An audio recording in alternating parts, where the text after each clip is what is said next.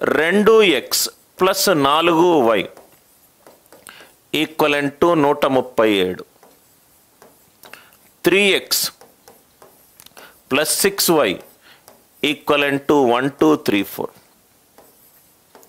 2x plus 3y equivalent to 48. 3x plus 4y equivalent to 3x plus 4y equivalent to 60. 3x plus 4y equivalent to 60. Sir ఎందుకు sir ఈ question వేసాను sir? Coefficient ఎప్పుడు కూడా 31, 30, 29 కాకుండా మిగతాది ఉంటే ఏం చేయాలి? 2x plus 4y equivalent to 137. మనం ఏం కనుక్కుంటున్నాము? పాజిటివ్ ఇంటిగ్రల్ వాల్యూలు కనుక్కుంటాం. పాజిటివ్ ఇంటిగ్రల్ వాల్యూ అంటే న్యాచురల్ నంబర్ వాల్యూలు సార్. అంటే వాల్యూలు 1 నుంచి ఏమైనా తీసుకోవచ్చు, 1 నుంచి ఏదైనా తీసుకోవచ్చు. 2x plus 4y equivalent to 137.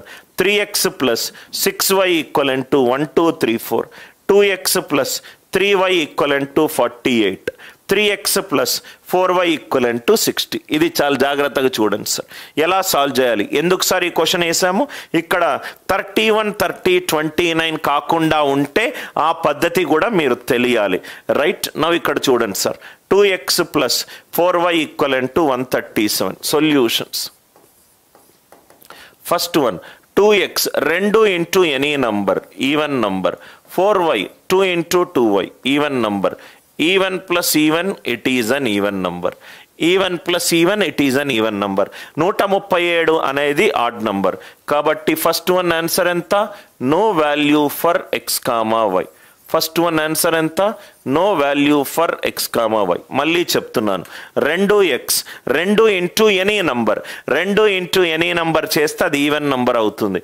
4y 2 into 2y అంటే ఇది కూడా ఈవెన్ నంబర్ అవుతుంది. ఇది ఈవెన్ నంబర్, ఇది ఈవెన్ నంబర్. 2 ఈవెన్ నంబర్స్ని యాడ్ చేస్తే ఆన్సర్ కూడా ఈవెన్ నంబర్ వస్తుంది. ఆన్సర్ కూడా ఈవెన్ నంబర్ వస్తుంది. ఆన్సర్ కూడా ఈవెన్ నంబర్ వస్తుంది. 137 అనేది ఆడ్ నంబర్. 137 అనేది ఆడ్ నంబర్. కాబట్టి నో వాల్యూ. 2x అనేది ఈవెన్ నంబర్, 4y అనేది ఈవెన్ నంబర్. 2 ఈవెన్ నంబర్లను యాడ్ చేస్తే ఆన్సర్ కూడా ఈవెన్ నంబర్ రావాలి. రెండోది ఇక్కడ చూడండి సార్.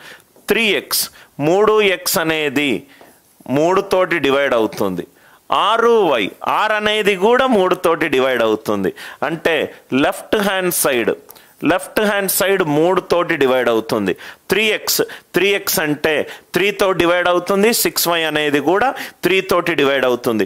ఇది 3తో డివైడ్ అవుతుంది, ఇది 3తో డివైడ్ అవుతుంది.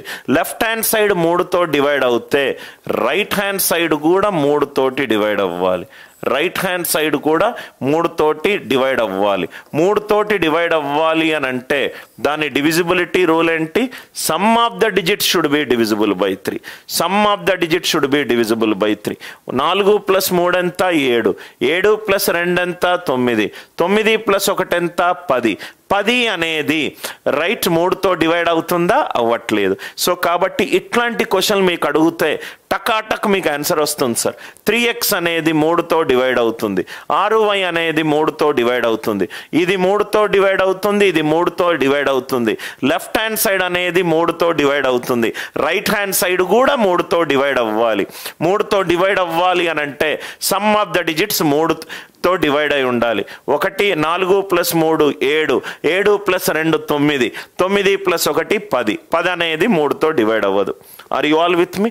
సపోజ్గా మీకు ఇంకో ఎగ్జాంపుల్ చేస్తాను. టక్కున ఆన్సర్ చెప్పండి sir. 5x plus 10y equivalent to 1342. Answer ఎంత? 5x అనేది 5తో డివైడ్ అవుతుంది. 10y అనేటిది 10 తోటి డివైడ్ అవుతుంది. 2 నంబర్లు 5తో డివైడ్ అవుతే రైట్ హ్యాండ్ సైడ్ కూడా 5తో డివైడ్ అవ్వాలి. 5తో డివైడ్ అవ్వాలి అని అంటే యూనిట్ డిజిట్ నాకు 5 కానీ 0 కానీ వచ్చి ఉండాలి. ఇది not divisible by 5. Not divisible by 5. అర్థమైందా సార్? ఫస్ట్ 3 ప్రాబ్లంలు. ఐ హోప్ మీకు ఒక డైరెక్షన్ ఇస్తే చాలు సార్, ఒక ఐడియా ఇస్తే చాలు మీకు అర్థమవుతుంది. ఎందుకు ఈ 3 ప్రాబ్లంలు అంటే ఎస్పెషల్లీ ఎవరైతే ఎస్ఎస్సి స్టూడెంట్స్ ప్రిపేర్ అవుతున్నారో వాళ్ళకు ఒక క్వశ్చన్ అడిగారు సార్. ఆ క్వశ్చన్ చూద్దాము. ఒకతను నాకు 500 రూపాయలు ఇచ్చాడు. ఒకతను నాకు 500 రూపాయలు ఇచ్చాడు. 500 రూపాయల నోట్లో ఇవ్వలేదు. అతను నాకు కొన్ని 5 రూపాయల నోట్లు ఇచ్చాడు, కొన్ని 20 రూపాయల నోట్లు ఇచ్చాడు, కొన్ని 50 రూపాయల నోట్లు ఇచ్చాడు.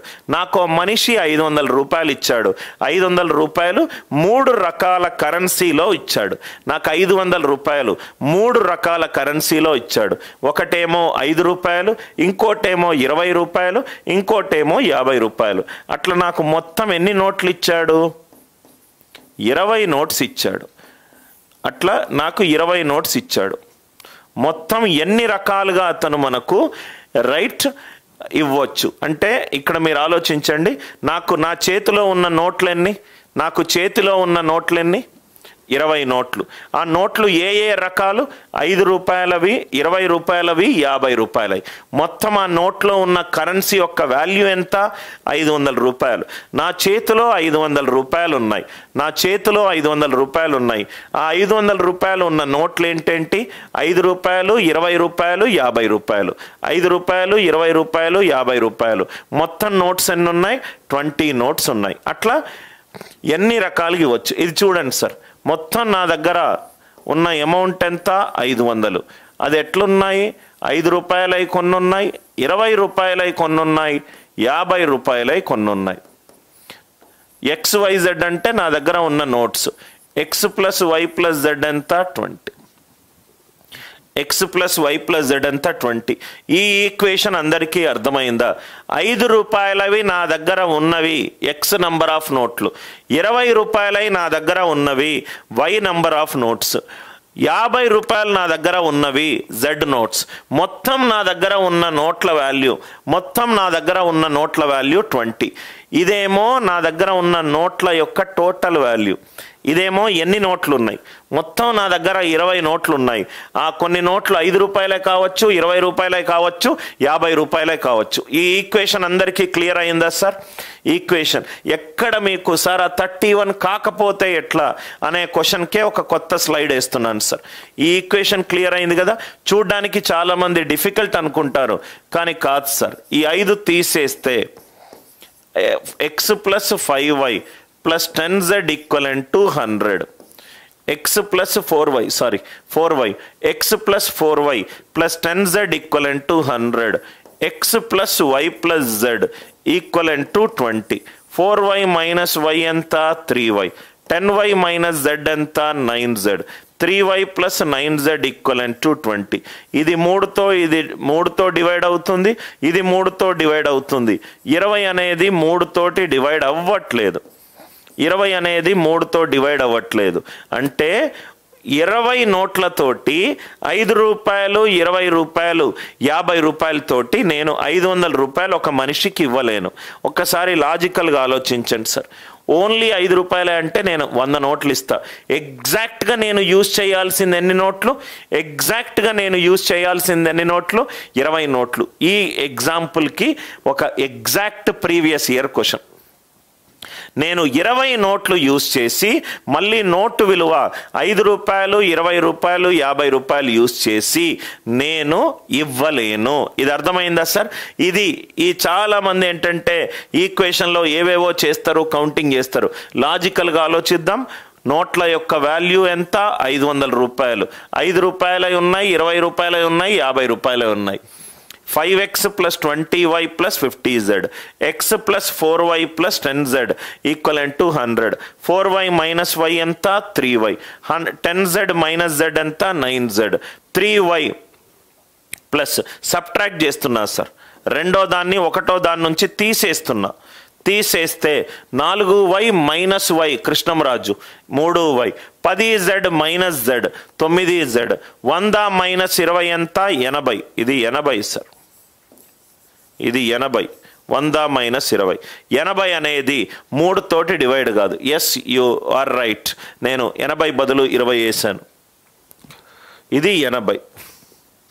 3y plus 9z equivalent to 8. అంటే మనకు కాన్సెప్ట్ ఎంత ఇంపార్టెంట్ అంటే కౌంటింగ్ చేయకుండా మనము సాల్వ్ చేయొచ్చు. ఇదే model question sir.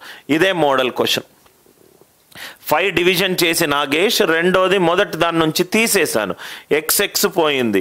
4y minus y ఎంత? 3y. 10z మైనస్ z ఎంత? 9z. 100 మైనస్ 20 ఎంత? 80. 3y ఏమో నగేష్ 3తో డివైడ్ అవుతుంది, 9z కూడా 9తో డివైడ్ అవుతుంది. 80 అనేది 9 తోటి డివైడ్ కాదు, 80 అనేది 9 తోటి డివైడ్ కాదు. Are you all with me? So it is not divisible by 3, not divisible by 3. అంటే first problem, second problem, third problem అర్థమవుతాయి. ఇది చాలా ఈజీగా చేయొచ్చు.